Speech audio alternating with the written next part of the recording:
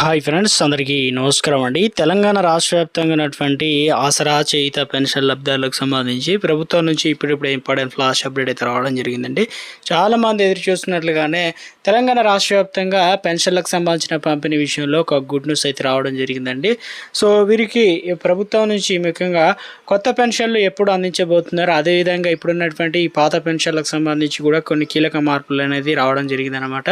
ముందుగా ఎవరెవరికి ఎంతెంత ఇవ్వబోతున్నారు, ఈ నెలకు సంబంధించిన పెన్షన్లు, వృద్ధులు, వితంతులు, ఒంటరి మహిళలు, బీడీ కార్మికులు, ఇక అదేవిధంగా చేనేత కార్మికులు, ఎయిడ్స్ రోగులు, డయాలసిస్ వ్యాధిగ్రస్తులు పెన్షన్లు అనేది ప్రభుత్వం ప్రతి నెల కూడా అందిస్తున్నారు.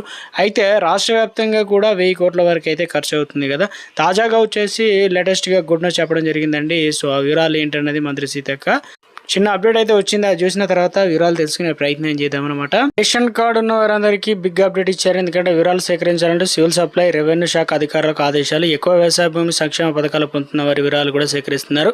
గృహాలకు సంబంధించి రుణాలు తీసుకున్నవారు, ఇతర అవసరాల కోసం ఐటీ రిటర్న్ చూపిస్తున్న సామాన్యులకు కూడా అలాంటి వారి రేషన్ కార్డులు తొలగింపునకు కేంద్రం సిద్ధమవుతుంది. కేంద్ర రాష్ట్ర ప్రభుత్వాలు ఇక ముఖ్యంగా కలిసి ఇవి చేయబోతున్నారు అనమాట. దేశంలో ఎక్కలేని విధంగా సన్నబియ్యం పంపిణీ చేస్తున్న సర్కారు రాగానే కొత్త రేషన్ కార్డులు ఇచ్చామని చెప్తూ గొప్పలు చెప్పకుండా, అయితే రాష్ట్ర ప్రభుత్వం కేంద్ర నిబంధనలు అనుసరించి రేషన్ కార్డులకు సంబంధించి కోత పెట్టేందుకు సిద్ధమైంది.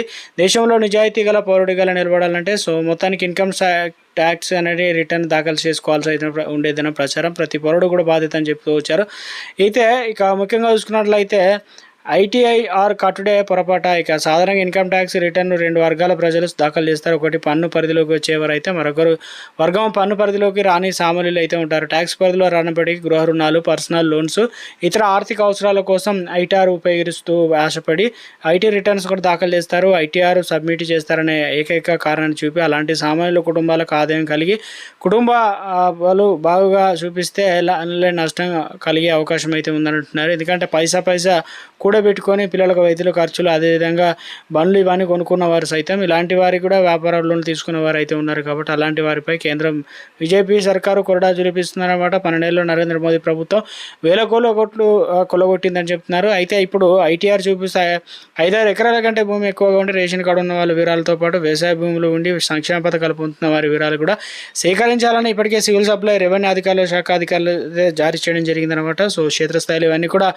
ఇక హైదరాబాద్ పరిధిలోనే దాదాపు 2 లక్షలు, ఇక ఆదిలాబాద్ జిల్లాలో అయితే రేషన్ కార్డులు చాలా వరకు రద్దు అవుతాయని చెప్తున్నారు. సో నాకు స్మాల్ రిక్వెస్ట్ అంటే ఈ రాష్ట్ర వ్యాప్తంగా కూడా అమలు కాబోతుంది అనమాట. చూసిన ప్రతి ఒక్కరు కూడా లైక్ చేయండి. కొత్తగా ఛానల్ వస్తే తప్పకుండా సబ్స్క్రైబ్ చేసుకోండి. చూస్తున్నారు కానీ లైక్ చేయడం మర్చిపోతున్నారు, వెంటనే లైక్ చేయడం. ఇలాగైతే వెళ్ళిపోదాం. తెలంగాణ రాష్ట్ర వ్యాప్తంగా ఏదైతే ఆసరా పెన్షన్ లబ్ధాలకు సంబంధించి చూసుకున్నట్లయితే ప్రభుత్వం ఇటీవల కాలంలో కొత్త పెన్షన్లు అనేది మంజూరు చేస్తామని చెప్పడం జరిగింది అనమాట. చాలామంది మాకు 2 లక్షల పెన్షన్లో మా పేరు ఉంటుందని చెప్పి చాలామంది అయితే ఎదురు చూస్తున్నారు. అటువంటి వారు ఇటీవల కాలంలో ప్రజాపాలన కేసీఆర్ ప్రభుత్వ హయాంలో దరఖాస్తులు అయితే తీసుకున్నారు. సో ఆ వివరాలు ఏంటి, అసలు ఉన్నతాధికారులు ఏం చెప్తున్నారు ఏంటనేది. సో తెలంగాణ రాష్ట్ర వ్యాప్తంగా దాదాపుగా 16 నుంచి 17 లక్షల అప్లికేషన్లు వచ్చినాయట. అందులో వచ్చేసి 10 లక్షల వరకు ప్రభుత్వం ఆసరా పెన్షన్లు అర్హులైతే ఉన్నారు వారందరికీ ఇవ్వడానికి. అయితే మరి 2 లక్షల మంది పెన్షన్లు ఎలా ఇస్తారు ఏంటంటే పేదల్లో నిరుపేదలు గుర్తించి అత్యంత ఖచ్చితత్వంతో 1కి 2 సార్లు వారికి వెరిఫై చేయబోతున్నారు. అంటే ఇప్పుడు గ్రామ సభల ద్వారా దరఖాస్తులు చేసుకోవాలని స్వీకరించడం జరిగింది. దాని తర్వాత వచ్చేసి ఎంపీడీఓ కార్యాలయాలు, అదేవిధంగా కలెక్టర్ల ద్వారా, ఇక మున్సిపల్ కార్యాలయాల ద్వారా, డిఏడిఓ ద్వారా, సో ఇవన్నీ కూడా అధికారులు అయితే నిమగ్నం అయితే కావడం జరిగిందనమాట. ఎందుకంటే తెలంగాణ రాష్ట్ర వ్యాప్తంగా చూసుకున్నట్లయితే ముఖ్యంగా అందరికీ ఏదైతే ఆసరా పెన్షన్లు ఇవ్వాలనే ఉద్దేశంతో ప్రభుత్వం కొత్త పెన్షన్లకు సిద్ధం కావడం జరిగింది. మే నెలలోనే ఎవరైతే అర్హులు ఉన్నారో వారందరికీ లిస్ట్ అనేది గ్రామాల వారికి వస్తుంది. తర్వాత పంచాయత్ సెక్రటరీ కావచ్చు, ఉన్నతాధికారులు ఇంటింటి సర్వే చేసి సో వారికి నిజంగా ఇవ్వాలా ఇవ్వకూడదా, ఆసరా పెన్షన్లు ఏ రకంగా ఏ కారణం మీద అందిస్తున్నారు ఇవన్నీ కూడా వెరిఫై చేసి జూన్ 2 తారీఖున పెన్షన్లు ఇవ్వడానికి సిద్ధమైనట్టు చెబుతున్నారు.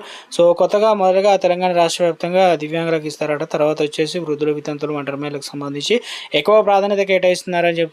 సో మొత్తానికి తెలంగాణ రాష్ట్ర వ్యాప్తంగా నెలకు సంబంధించిన పెన్షన్లు సో ఇక ప్రభుత్వం చెప్పినట్లుగానే భారీగా పెంచే అవకాశాలు అయితే ఉంది. ఎందుకంటే ఆర్బీఐ గైడ్లైన్స్ లోబడి ఆ రుణం అనేది అప్రూపంలో ప్రభుత్వం సేకరించింది కాబట్టి ప్రతి నెల కూడా 250 కోట్ల మేర 1000 రూపాయలు లేదా 500 పెంచినా కూడా ఆసరా పెన్షన్లు కనీసం భరోసా ఉంటుందని ఆసరా పెన్షన్ లబ్ధిదారులు అయితే కోరుకుంటున్నారు. ఈ తరుణంలోనే ఈ ఆసరా పెన్షన్లకు సంబంధించినటువంటి పెంపు అనేది ఉండే అవకాశాలు అయితే ఎక్కువగా ఉంది. ఈ నెల చివరాఖరు నుంచి ప్రభుత్వం పెంచి ఇవ్వబోతున్నట్లు ముందుగా దివ్యాంగులకు ఇవ్వడం జరుగుతుందని చెప్తున్నారు. సో ఇది ప్రస్తుతం ఇందుకు సంబంధించి మరొక 2-3 రోజుల్లో చాలా అప్డేట్స్ అయితే రాబోతున్నారు చెప్తున్నారు. సో ఇందుకు సంబంధించి సంచలన నిర్ణయం తీసుకునే అవకాశాలు అయితే ఉన్నట్టు చెప్తున్నారు అనమాట.